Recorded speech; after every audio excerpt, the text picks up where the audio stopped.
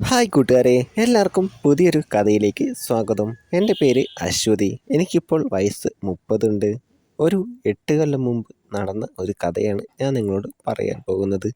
എൻ്റെ ഭർത്താവിൻ്റെ ചേട്ടൻ്റെ മകൻ്റെ കൂടെ പരിപാടിക്ക് പോയ കഥ. അന്നെനിക്ക് പ്രായം 22. എൻ്റെ കല്യാണം 18ാമത്തെ വയസ്സിൽ കഴിഞ്ഞു. എനിക്ക് 2 വയസ്സുള്ള ഒരു മോളുമുണ്ട്. ഞാൻ നല്ല തടിച്ച ഒരു സുന്ദരി കുട്ടിയായിരുന്നു. ആര് കണ്ടാലും ഒന്ന് നോക്കും. ഭർത്താവിന് വേറെ വേറെ സ്ഥലങ്ങളിലാണ് ജോലി. ആഴ്ചയിൽ 2 ദിവസമേ വീട്ടിലുണ്ടാവൂ. അങ്ങനെ ഭർത്താവ് ജോലിക്ക് പോയൊരു കാലം ഞാനും 2 വയസ്സുള്ള മോളും ഭർത്താവിൻ്റെ അമ്മയും മാത്രമേ വീട്ടിലുള്ളൂ. വീട്ടിൽ കിണറൊന്നുമില്ല. വീടിന് തൊട്ടു താഴെ വലിയൊരു പറമ്പിൽ വലിയൊരു കിണറുണ്ട്. ഞങ്ങൾ 5 വീട്ടുകാർ അവിടുന്നാണ് വെള്ളമെല്ലാം എടുക്കുന്നത്. കുളിക്കലും അലക്കലും എല്ലാം അവിടെ തന്നെയാണ്. ഞങ്ങൾ എന്നും വൈകുന്നേരം അവിടെ അലക്കാനും കുളിക്കാനുമെല്ലാം പോകും. അവിടെ ഓലകൊണ്ട് ഉണ്ടാക്കിയ ചെറിയൊരു ഷെഡുണ്ട്. ഒരു ദിവസം ഞാൻ മോളെ കുളിപ്പിച്ച് നിൽക്കുമ്പോഴാണ് ഭർത്താവിൻ്റെ ചേട്ടൻ്റെ മകൻ ദീപക് വരുന്നത്. അവനാണ് എൻ്റെ ജീവിതമെല്ലാം മാറ്റിമറിച്ചത്. അവൻ ഡിഗ്രിക്ക് പഠിക്കുകയാണ്. ദീപു, എന്തൊക്കെയുണ്ട് വിശേഷം? നിന്നെ കുറേ നാളായല്ലോ ഇങ്ങോട്ടൊക്കെ കണ്ടിട്ട്. സുഖം അച്ചു ചേച്ചി, അവൻ പറഞ്ഞു. അവൻ എന്നെ അച്ചു ചേച്ചി എന്നാണ് വിളിക്കുന്നത്. ഞാൻ എത്ര തവണ ചെറിയമ്മ എന്ന് വിളിക്കാൻ പറഞ്ഞാലും അവൻ കേൾക്കില്ല. ഞാനത് പറയുമ്പോൾ അവൻ പറയുന്നത്, ഇത്ര പ്രായം കുറഞ്ഞ ഒരാളെ എങ്ങനെയാ ചെറിയമ്മ എന്ന് വിളിക്കുക എന്നാണ്. അവൻ പറയുന്നതും കാര്യമുണ്ട്. അവനേക്കാൾ എനിക്ക് വെറും 3 വയസ്സ് കൂടുതലേ ഉള്ളൂ. അവൻ ചോദിച്ചു, ചെറിയച്ഛൻ എവിടെ? ഞാൻ പറഞ്ഞു, ചെറിയച്ഛൻ 3 ദിവസമായി പണിക്ക് പോയിട്ട്. മുത്തശ്ശി എവിടെ?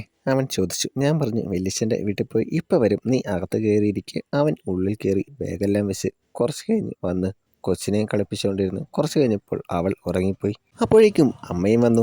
ഞാൻ വെള്ളം എടുത്തിട്ട് വരാമെന്ന് പറഞ്ഞിറങ്ങി. അത് കണ്ട് അവനും പറഞ്ഞു ഞാനും വരാമെന്ന്. അങ്ങനെ ഞങ്ങൾ 2 പേരും കൂടെ വെള്ളമെടുക്കാൻ തുടങ്ങി. അവൻ ഉള്ളത് കൊണ്ട് പെട്ടെന്ന് വെള്ളമെല്ലാം എടുത്തു. ഞാൻ ചോദിച്ചു, നിനക്ക് അലക്കാൻ എന്തെങ്കിലും ഉണ്ടോ?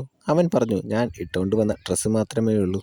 നിനക്ക് കുളിക്കണമെങ്കിൽ താഴേക്ക് വന്നാൽ മതി. അപ്പോൾ ഡ്രസ്സും എടുത്തു. അങ്ങനെ പറഞ്ഞ് ഞാൻ താഴേക്ക് ഡ്രസ്സ് കഴുകാനായി പോയി. ഞാൻ തുണിയെല്ലാം ഏകദേശം അലക്കി തീരാറായി. ഇനി കുളിക്കാമെന്ന് വെച്ചു കുളിക്കുന്ന ഡ്രസ്സിൽ ബാക്കിയുള്ള തുണികൾ അലക്കിക്കൊണ്ട് നിന്നപ്പോൾ ദീപക് വന്നു. അവൻ ചോദിച്ചു, അലക്കി കഴിഞ്ഞില്ലേ? ഞാൻ പറഞ്ഞു, ഇതോടെയുള്ളൂ. നീ ആ പാത്രത്തിൽ കുറച്ച് വെള്ളം കോരി വെക്കാമോ? അവൻ അങ്ങനെ ചെയ്തു.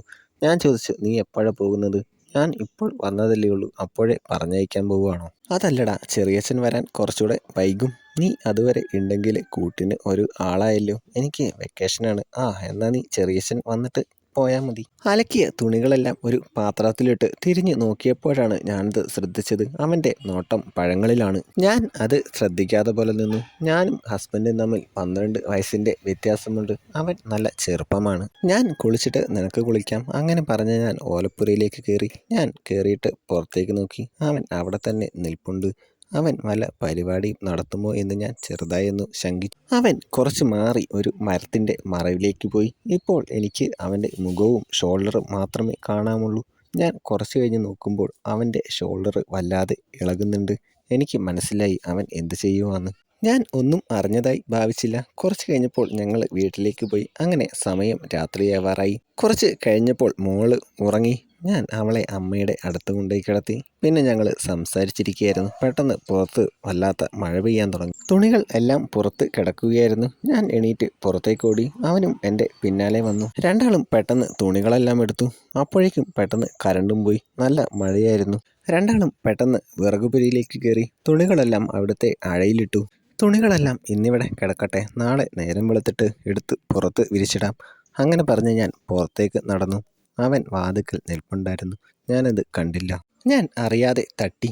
കൊടിമരം ഉയർന്ന് നിൽക്കുകയായിരുന്നു. പിന്നെ അവിടെ ഉത്സവമായിരുന്നു. അവസാനം കൊടി ഇറങ്ങി. കഥ ഇഷ്ടമായാൽ ലൈക്ക് ചെയ്യാനും കമൻറ്റ് ഇടാനും മറക്കല്ലേ. ചാനൽ സബ്സ്ക്രൈബ് ചെയ്യാനും മറക്കരുത്.